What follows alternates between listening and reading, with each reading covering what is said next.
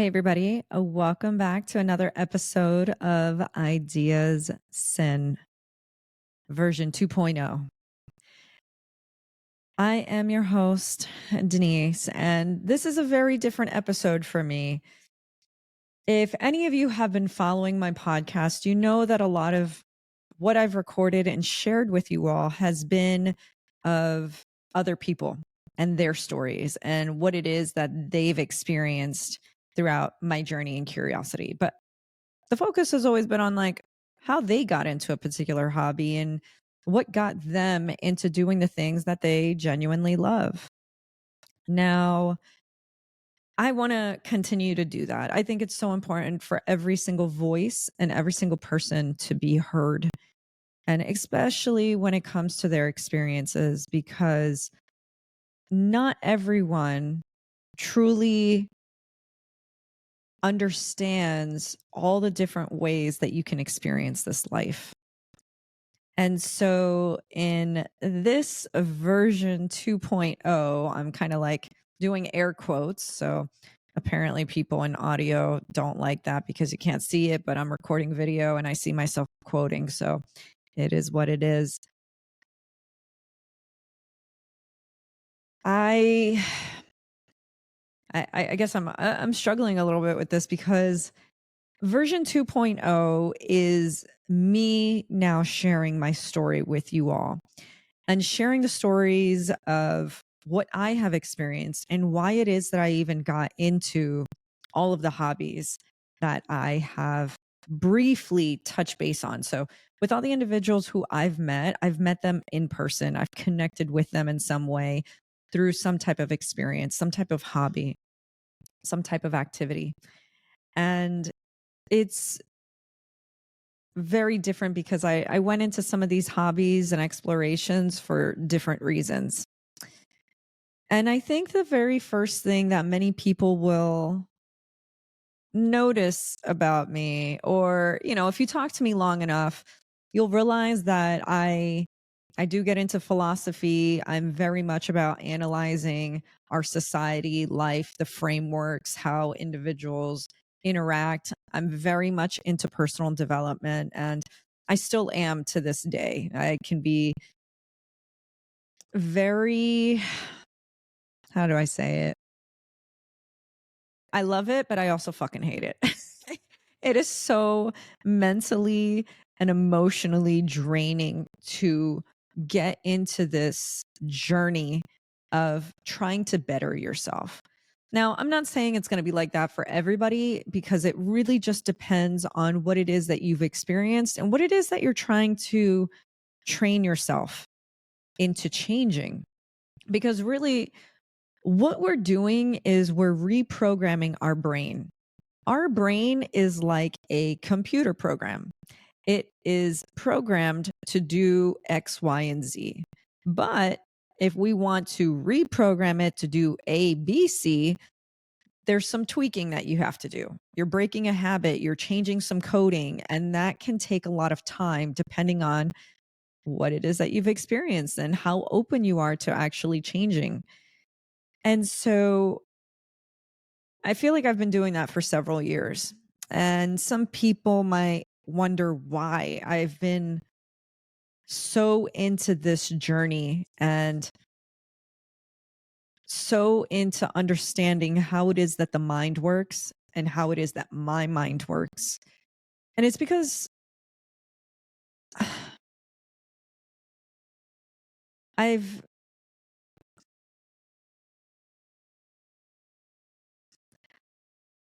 yes, this is a long pause. Nothing happened. I'm just kind of like struggling to find the words slash really express what it is that I've been trying to go through and change. But I needed this personal journey because I was going through a lot of things in my life several years ago.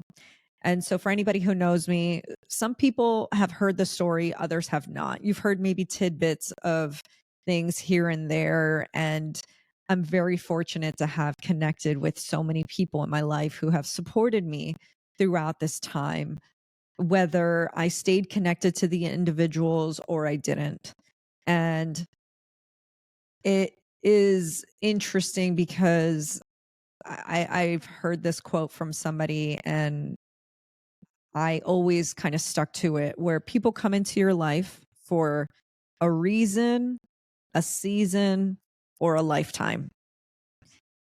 So who are they? And I know that I have stepped into people's lives for any of those reasons, any of those situations as well. I still have friends from high school and college. I still have friends from, let me see, oh my gosh. Yeah, just like 10 years ago, people who I've met just randomly. Um, I still stay connected. But then there are others where we connected, but, the connection faded out. And for different reasons, whether it was because of them or because of me. With this with this podcast, I actually started this one because a few years back I was talking to my friend Brad and we were like, we should totally do a podcast because all our conversations are actually really interesting. And we still believe that. I think we do have interesting conversations. And I believe I do have a lot of very interesting conversations with a lot of different people. Now, the conversations for version 2.0, I feel like are going to get much more personal and in depth and just much more real and authentic in how I express myself and how I share my story. Because I can be difficult to read. Like there are people that you can connect to me and you think you know me, but then all of a sudden it's like I switch or I do something different or I'm very unpredictable. But there's reasons to that. And sometimes I don't even know the reasons why. It's just how I'm programmed. And I think the whole start of this spiritual journey or personal development journey was honestly um just to find a reason to live. Years ago, I had a number of different things happen all at once. Prior to 2020, I was you can look from the outside in and you can say, wow, she has a great career and a great salary, she's got great friends, she does whatever she wants. But I didn't have really good like personal relationships, like dating wise. I wasn't taking care of my health. I was eating shitty food all the time, going out to eat all the time. I was drinking so heavily. It was ridiculous. Like the thing is, the way that we were drinking is how most people drink nowadays, where it's all normalized drinking and it's excessive. And unfortunately, our society continues to promote that type of drinking because they don't want us to really live up to our highest capacity. Because when you're incapacitated, you're not in the mood to try to change your life and try to better yourself and pay attention to what's really happening in the news and try to be a better person in your society or your community, or just learn about the laws and figure out how to change those things when you see that our infrastructure in this society is truly failing us. Like it truly is, and it's just building a total disconnect amongst the people within our country. And it's really sad because we can be a great country, but unfortunately our government and our leadership right now, just in general, for years, it doesn't matter who was in office. It's just the government itself. It's like a toxic and abusive relationship with our government. And unfortunately, there are a lot of countries that have these as well. And we're not the only ones. As much as, we as Americans like to think we're the only ones living in this world, it's like, no, there's plenty of other countries and people who are going through things. And sometimes they're actually going through way worse. But we glaze over it because we're like, no, we got to just focus on ourselves. But unfortunately, as we can look around and we watch the news and all this stuff, like there is a disconnect. And there are really not that many happy people. Well, no, there are happy people, but there are also a lot of really sad and depressed people. And we can just see that by people's actions, like school shootings, the disconnect between the males and the females in our society, um, the lack of respect or accountability that people like to take. Like they do all these crimes or these actions and behaviors, and then it's like they want to blame other parties and other people and just not take accountability. Anyways, that's a conversation for another day. I'm not going to get into that. I wanted to dive in and kind of share a bit more of my background and why it is that I started this podcast. Now, several episodes ago into my intro episode, I think I published it. I'm not really sure. I did some practice sessions just to like get warmed up to using my voice, especially here and getting it recorded and shared. And so there were times that I just have I speak and I let things out and I express, but sometimes a majority of the time I don't publish a lot of these things. But I think if you listen to my episodes, you have a general understanding of where I can stand in certain situations. But I digress. I'm going to take it back. So, taking it back to a point where I was drinking too much, not taking care of my health and eating well, uh, my personal relationships, like I had great friendships. I was dating, but that was a failure. um, or, nothing is really a failure if you learn from it, right? But I wasn't fulfilled in any of my romantic relationships. And after a certain point, I ended up in the hospital and breast cancer unit getting screened for a cyst. And luckily that was it was benign. Like um it was not cancerous. But for my age at that time, my early 30s, it was very they put me on high alert. They were like, yeah, you need to start getting screened. You have to start getting screened more, go into the hospital, get more checks and this and that.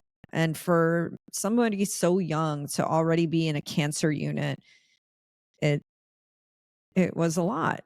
And in 2019, December 31st, literally New Year's Day, New Year's Eve, New Year's Eve. Oh my God, I'm getting my dates confused. Whatever. December 31st, I was in the cancer unit, literally lying down on a cold bed on like that paper sheet. You guys know what I'm talking about. You go to the doctor's office and they have like paper on the bed. I remember lying on there, and the entire time I'm not trying to freak out. I'm just like, okay, I'm just getting screened. Like, yes, we found something, but until I get an answer, I'm not going to freak out. I'm not going to freak out. I'm not going to freak out. But as I was lying there, I started thinking about like, damn, like what if I do have cancer? Like, what am I going to do? Like, how severe is it? Breast cancer has run in my family before, and it it got bad. And I'm not going to get into my family history, but it was bad.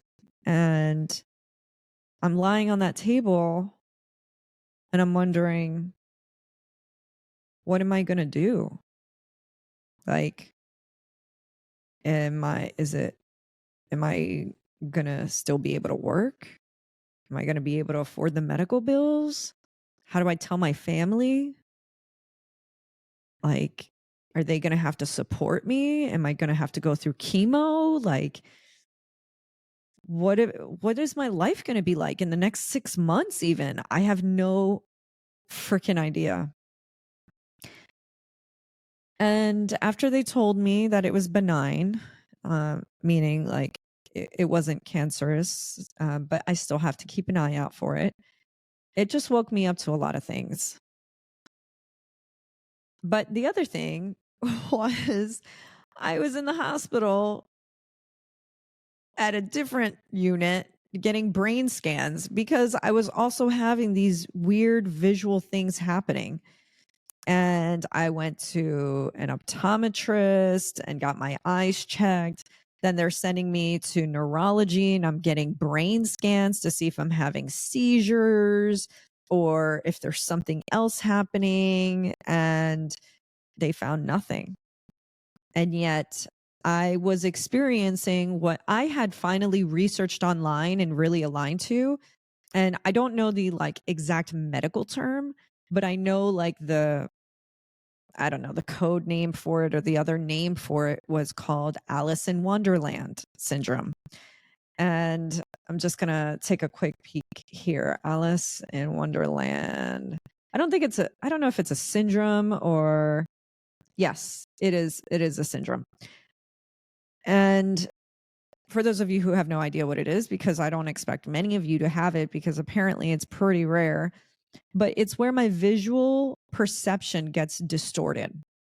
So, for any of you who have ever used binoculars, you know that when you hold one end, the usual end, it helps you zoom in and it makes everything that's further away look much bigger. So, it allows you to see something far away and it makes it look like it's closer than what it is. And then if you flip it to the other side, you're looking through the big lens down through the smaller lens, everything looks much farther away or even smaller, right? That's what I experienced at different times. And it would happen like sometimes multiple times in like a week, a month. And it would happen very randomly throughout several years of my life. And it was just really strange and unusual because I would have it when I'm in mid conversations with people. I had it when I was in interviews. I had it when I was talking to people. I even had it one time where I was literally telling my doctor about it. And what I ended up realizing was this was like, and this was like a side effect of like really intense stress for me, like very intense. And I would do anything and everything to kind of like snap out of it. But the thing is, I'm in conversation with people. So it wasn't like I couldn't do much. So I would try like blinking, I'd try moving around, I'd close my eyes, I'd try breathing, I'd tried like moving my head around, and nothing would stop. And I just had to let it ride out and finish on its own. So describing that to my doctor, like she didn't know what to say. She was like, well, okay, maybe go get your eyes checked. And then the optometrist, or ophthalmologist, whichever, I think it was just optometrist, they scanned me and they were giving me visual tests. Nothing was wrong with my eyes. Then I go to neurology, I go get my brain scanned, and they're like, everything looks normal. We don't see any abnormalities. So I'm just like, well, fuck me. I have this random fucking like visual issue and I have no idea what's happening. So that's all in 2019, right? So, and so I'm getting brain scans that same like month. I'm in cancer unit. I'm ending the year in the cancer unit, like getting screened for that. And then 2020 comes in and I'm like dating some other people and I actually go and I do my first real big international trip to Africa. And that scared the shit out of me because I was traveling on my own to go meet somebody and I didn't know what to expect. And that added on to the additional stress that I was already experiencing. And then coming back from Africa, that's when the word started going out about COVID. Everybody's like, oh, COVID, COVID. And I'm like, what the fuck is COVID? You know? And I'm like, going through my transfers and getting back. And then we find out, oh, okay, it's like a bigger thing. It's spreading. Countries are starting to lock down, and everybody's like, you know, starting to freak out about it. So after some time, I end up um, losing my job because they downsized, lost my job. It was like the end of a few of my relationships ended. Um, yeah, I was dealing with the hospital visits. My grandfather passed away, who essentially was a really big part of my life when I was younger, and he helped to raise me. He passed away, and COVID was happening and lockdown happened. And so all of this happened within such a short period of time. And thinking about it and looking back, like I never gave myself the grace to even say like, damn, that was a lot. I have my brain's fucked up, my body's fucked up. Um, I am depressed and I don't really even know it. I have social anxiety, like really bad. Like I literally could not go outside in public without experiencing like panic and anxiety attacks. And then the shit with my job, couldn't go to my grandfather's funeral. Like all of these things just happened all at once. And after a certain point, I started disassociating. I was like life was not real for me at that point. I was in such a different state of being. And I don't know how many people have ever experienced something like that. And I don't really know how else to describe it, but like, I don't want to say like walking around, life felt like a dream, like, very just fantastical or like, yeah, or unreal. Like, I don't know, but I just, like, I didn't feel alive. Like, it felt like I was just like a zombie or something. And, um, yeah, I got to a point where I didn't want to live. I didn't. And I also was not close to my family at that time. I was disconnected from my family just from different things that happened with them in the past. And so, aside from like friends, I just felt so alone. And, even when I started to open up to some of my friends about what it was that I was experiencing, um, I remember um, my friend Dave uh, having that conversation, like sharing it and telling him like how I was feeling. And he's like, D, I had no idea. Like, you wear this mask where it's like, you don't look like you're experiencing any of that. And like, you don't look like you're experiencing any of the things that you just described. And like, he was there to support, empathize as much as possible. But the fact that somebody that I was so close to, like really close friends of mine, like they didn't think that I was experiencing anything like that. Like I'm very good at hiding my emotions and my feelings and my pain and my suffering. Very good at it. Unfortunately, I guess. And I've been I mean, nowadays I like to think that I'm more expressive and people can tell when I'm upset now. And I'd like to think that that kind of keeps us connected because the whole point of like relationships and community is to kind of support each other when we are going through difficult things and to just listen and support. And yeah, I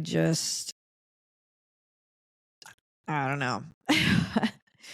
So, yeah, and so COVID was happening and, you know, the Black Lives Matter movement was happening, and then the discussions about, equality amongst different people and backgrounds and ethnicities and all these things started popping up, and it was just the same thing. It was like the anger was in there again. And I again, it just didn't help. It didn't help me want to continue living.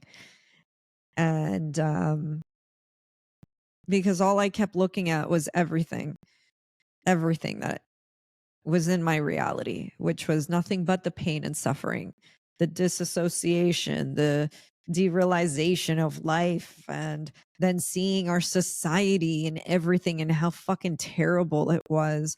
And I was like, why do I want to live like this? Why? What's the fucking point?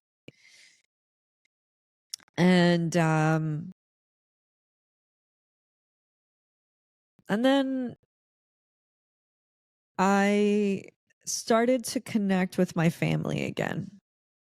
And I don't remember how it went about, but I remember talking to my mom, and I hadn't really like talked to her in a while. And I slowly started to rebuild that connection and relationship, but it was very difficult for me to just open up and be vulnerable. It was so difficult. So when men are like, I have a lot of difficulty expressing emotion and vulnerability, I get it. I totally fucking get it. Um, because for a very long time, I couldn't I couldn't be vulnerable. I couldn't express how I truly felt. I couldn't express weakness. I couldn't do that. And so I didn't. And I just kept pushing through. But after connecting with my mom, she started sending me these little clips on Jay Shetty because she was starting to understand like what I was going through. And she was sending me these like little clips with Jay Shetty giving like the spiritual advice and all that stuff. And when I first got it, I was like, fuck this shit. Like, this is so cheesy. This is so whatever. Like, oh, I hate this. I hate this. But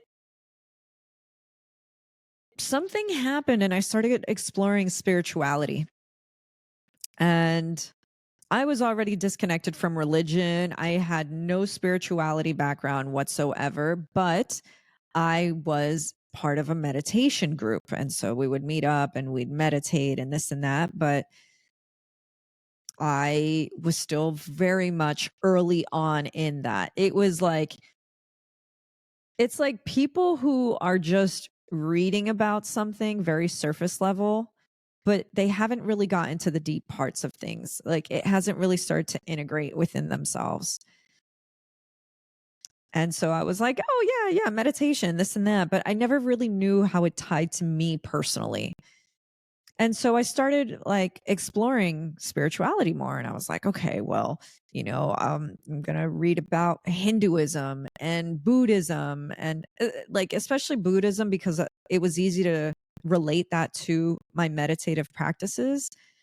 But got into that Hinduism, exploring the different gods and what they represented and their cultural beliefs, and then exploring Taoism and getting some tarot cards, exploring astrology, getting in and looking at like the 16 personalities and yeah, the different like personality tests, the Enneagram, all that shit just to just to learn more. Like I was hooked. I had nothing else. I mean, I was doing Krav Maga at the time, but that was also because I felt so unsafe, period. I felt so unsafe. I've been in a lot of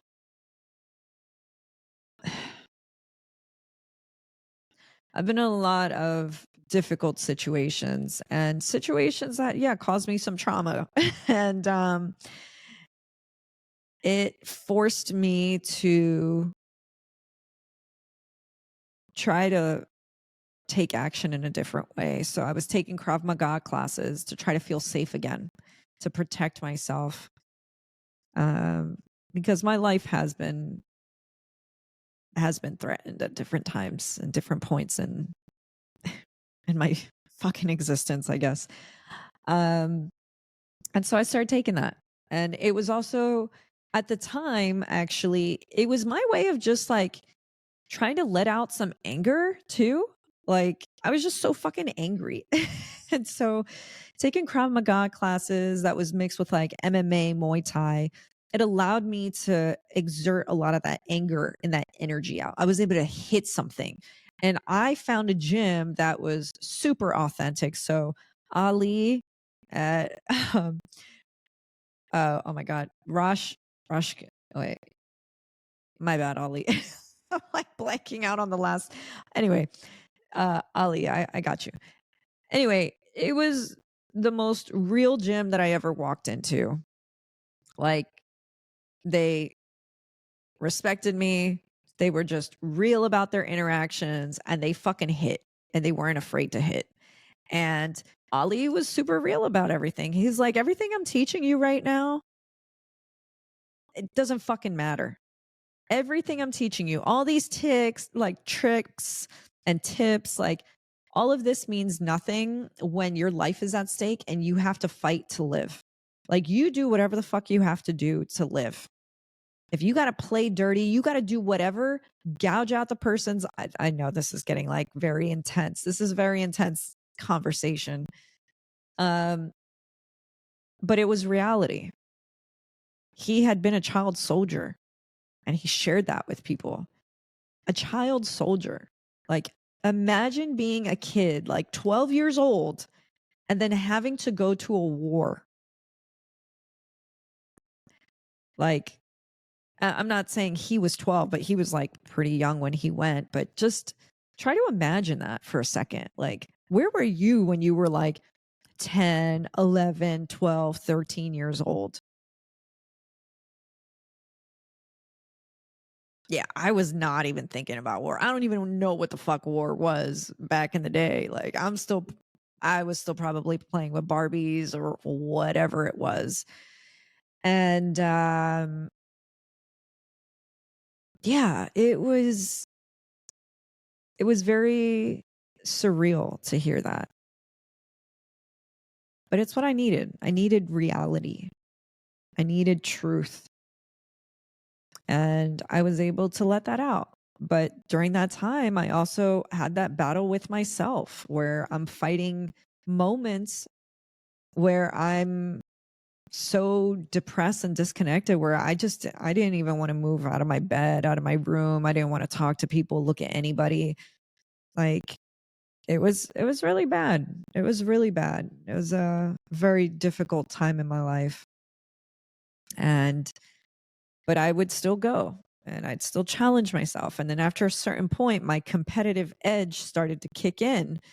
And so I started to go and really focus on training more and training harder.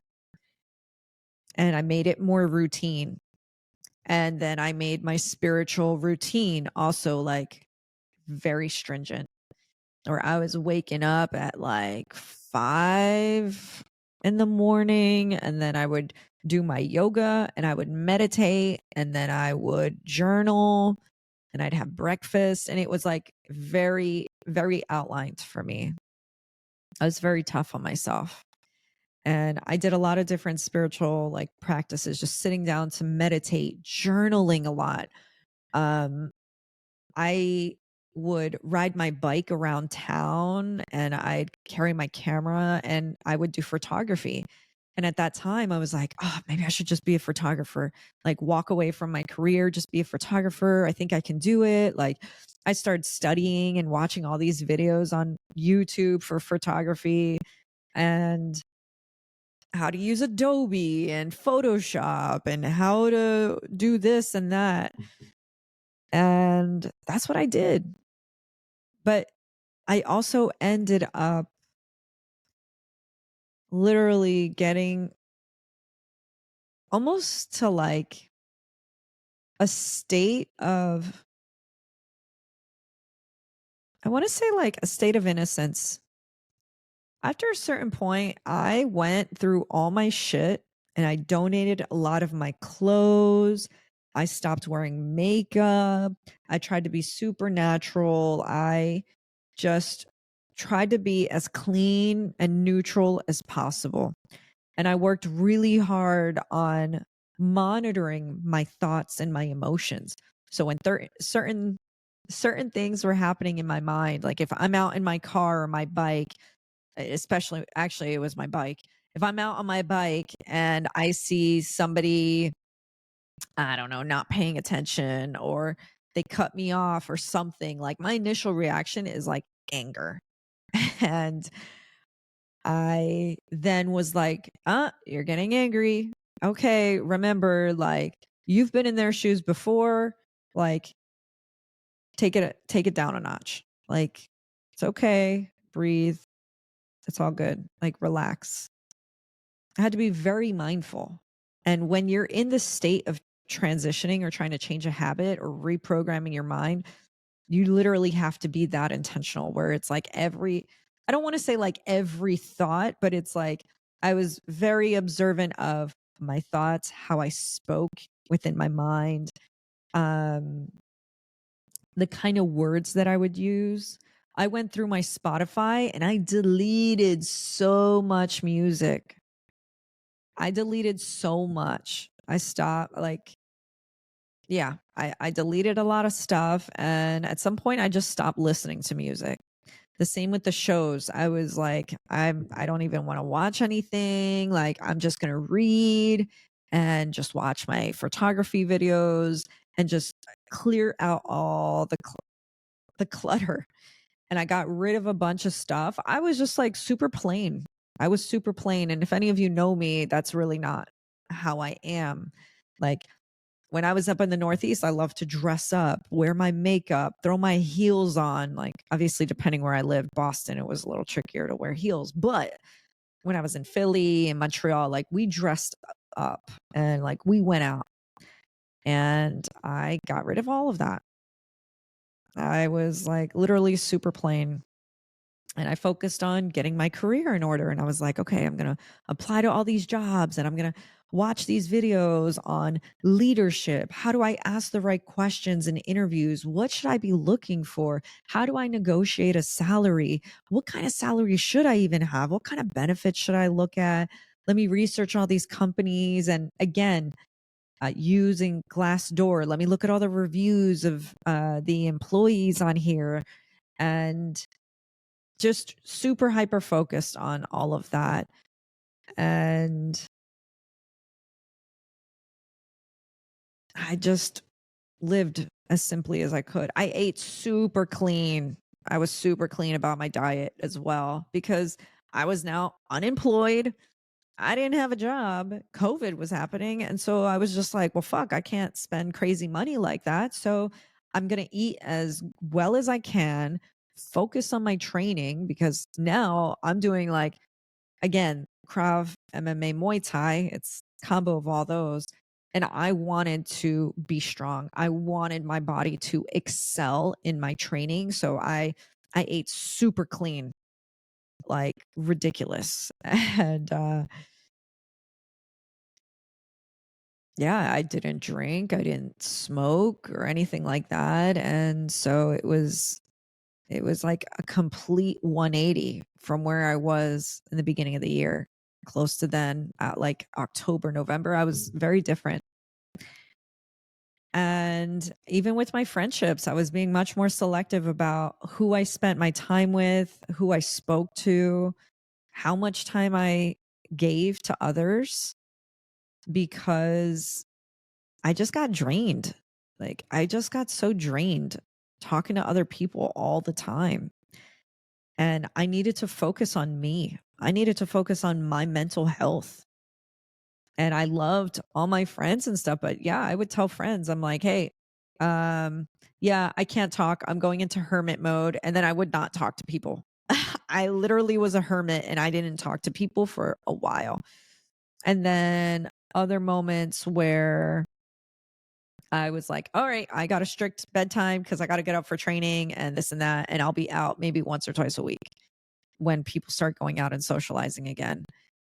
But after a certain point, it was like that was kind of my identity. And then I got a job very quickly. I interviewed, and then within the next week I had my one interview, then I had two other interviews, and then after that I got a call from my recruiter. They're like, "They want to hire you, do you accept the deal, blah blah blah." And I was like, "Yes." And as I'm walking, I'm like super excited. I remember I got the call. I was down at Davis Station, Massachusetts, and I'm walking home because I like to walk home sometimes. Was it Davis? No, it wasn't Davis. It was a different train stop. It does not matter. You guys, it doesn't matter. I'm walking home from the train that evening, and I get the call from the recruiter. They offer me the job, and I accept it because we had already talked numbers prior, and I accept it. And I'm walking and I'm like happy. And then out of nowhere, my body just stopped. And I was like, I'm moving. I didn't know where the fuck I was moving. I had no fucking clue. It just hit me out of no, like I literally just stopped. It's like from a movie. It's so random. I'm just walking and all of a sudden I'm just like, I'm moving. It was the craziest realization.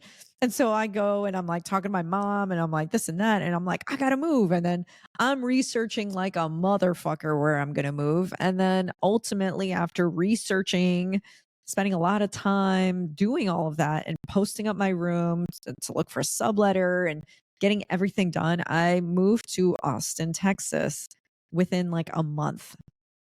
Like month, yeah, like a month and a half or so. I was out. I was out so fast. And then I came to Austin and I started my new life, my next chapter. And that was a really big deal. I packed up all my shit. I found a minivan that I rented, which was much cheaper than a moving van. So anybody who's moving, quick travel tip, you can look for a minivan where you can put the seats down, and that actually has a lot of storage room for your shit, depending on what it is you're packing. But that ended up being cheaper than a moving van, especially when I'm driving across the country. So there was that. But it was very different. I've never been to Texas.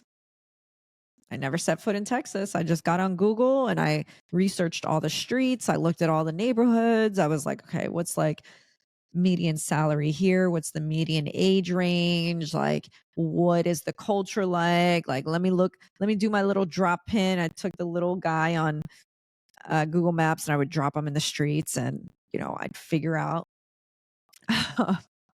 I'd figure out like, does this look like a good neighborhood? Do I want to move to this apartment? Okay, yeah, sure. I organized everything. I rented a place down here, moved down. I did a video call, and that was that. And I moved down. But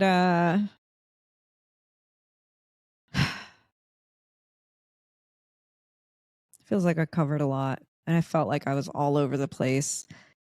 But I think a lot of it is also because it's it's weird to talk about some of the pains that I've had on a podcast and to share my story, because a lot of what I've done, all these hobbies and experiences, it's like it is based on your curiosity. But curiosity is what actually really helped my spiritual healing. And I've been through a lot of traumatic shit, and I've been trying so hard to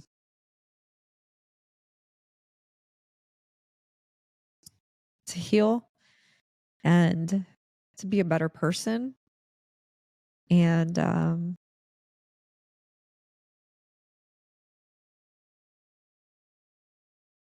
to live my life as fully as I can after finding, like, I don't know, some renewed hope, I guess. And curiosity is going to be the thing that helps you get out of your rut wherever you are. When you explore your curiosity, you're exploring a deeper part of your psyche. When you're curious about something, you should ask that question like, oh, why am I curious about this? Like, why do I want to learn more about this? And maybe you don't have the answer at the time, but it's still something that you should explore. And for me, some of these activities and hobbies were ways for me to heal some of my wounds, some of my traumas that I had been through. But at the time, I didn't know that I was doing that. It feels like deep down, my subconscious knows what it has to do to thrive and to grow and to change for the better. But consciously, it's difficult because I'm rewiring. And why am I rewiring something that's already concrete in my brain? You know? And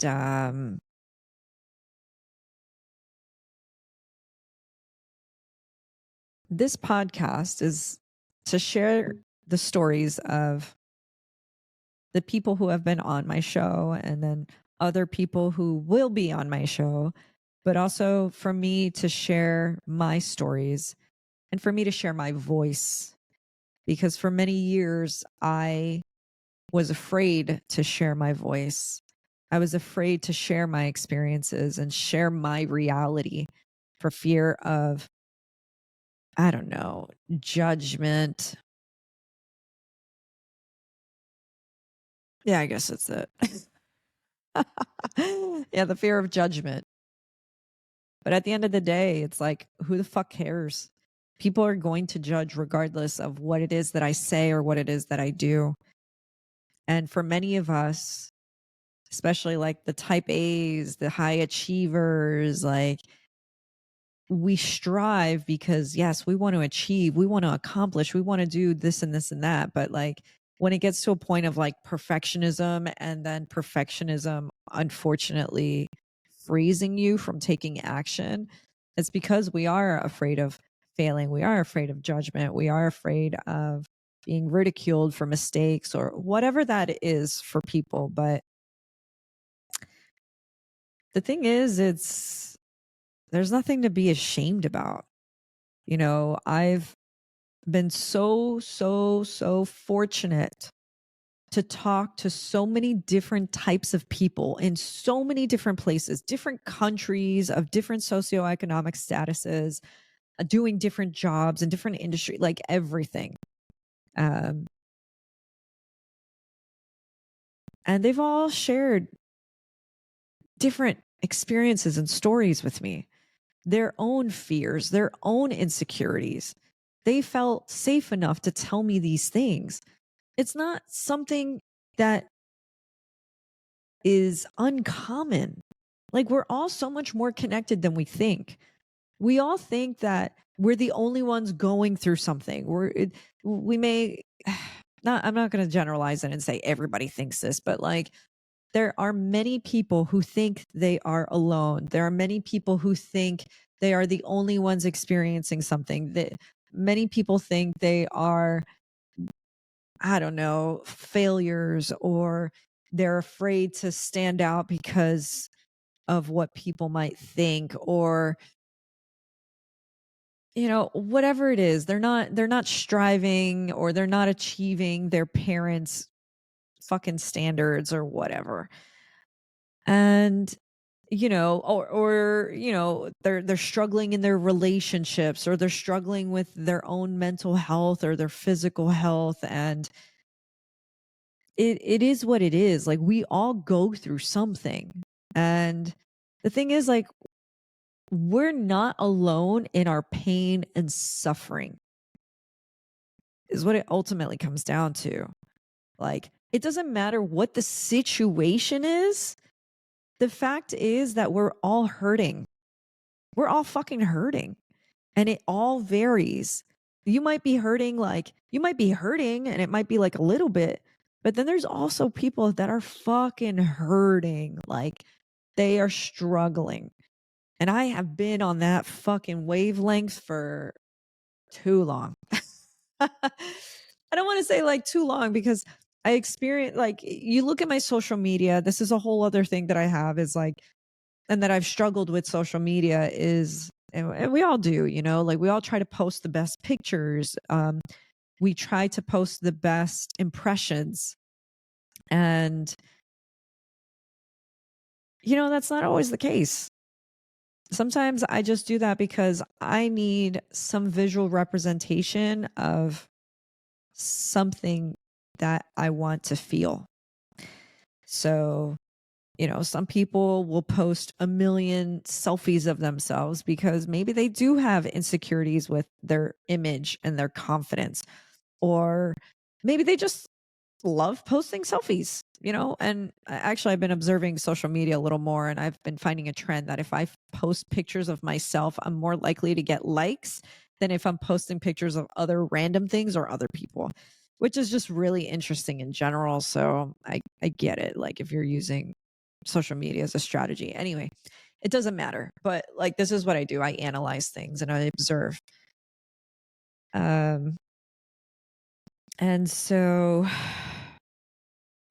the upcoming episodes that I hope to share with you all will hopefully shed some light on why I did some of the things that I did. I already shared, like, for example, Krav Maga was a way for me to exert out my anger and frustrations, but it was also a way for me to feel safe and to learn how to defend myself because I've been in many situations where I have not felt safe and my life was threatened, unfortunately. And I have experienced things that have traumatized me. And, I've taken the psychological test to note that. And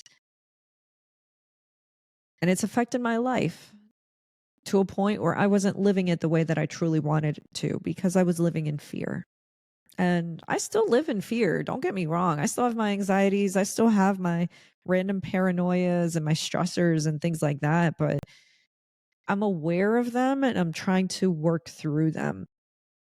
And the thing is, many of us are struggling with something, whether it's an identity shift. You're going from changing one career to another, which I have done this year, guys. It's stressful. Anyways, it like doesn't have to be, but like I'm working on it. Anyway, that's another conversation for another day. Like shifting from one identity to another, shifting jobs could be something, shifting your roles. So sometimes like people will experience it, even as something as simple as like, I'm single and I'm never getting married to I'm married and I have kids and I never wanted kids. And I'll never really admit to people that I didn't want my kids. And if I could change it, I never would have had kids. But I love my kids. I love my kids. And it's hilarious because you guys have no idea how many times I have conversations with people and it is like that. They're like, I'm like, so did you like it? Like blah blah blah. And it's like, it's like I love my kids. I love my kids, but if I could go back or yeah, I wouldn't have kids. If I could go back, like I would change it. But again, like I also don't because I love my kids and I actually wouldn't change it. And so it is funny because you kind of see how people struggle with the duality of a situation. And they're like, yeah, yeah, like I love it, but also like this is not what I would have chosen had I known what it was. Um, but it's it's amazing to hear how many stories are out there where people make certain decisions and you're kind of like stuck with them and it's just like, well, how are you dealing with it? How have you accepted it in your life? How is it impacting you? And are you able to accept that you can experience the good and the bad in a particular situation? And that's something that would be really interesting to get into in a future episode. Unfortunately, I don't have a lot of time here. This is already pretty long. I was not expecting it to be this long, but there's the duality of life that we all experience. And understanding that in order to live out the good, sometimes you have to experience the bad to know what good actually is. And it can be really hard. And once you start diving into your spirituality, your personal development, healing practices, you're going to be challenged in many different ways. And you have to be very mindful of who it is that you listen to, your spiritual gurus or whatever, because there's a lot of people that like to talk, but I listen to some of them and I'm just like, I got a question. Can you answer this? And then they're like, oh, that's a great question. And then give me some high level bullshit. And I'm like, that is so cheesy. But anyway, uh, topic for another day. I literally have to hop off now. I have a meeting. So thank you all so much for listening. I will eventually hop back on and we'll talk about something else. But in the meantime, thank you all so much for listening for this blurb. And we'll see if I actually publish this. We'll see. Maybe I'll do another one. I don't know. We'll find out. Bye, y'all.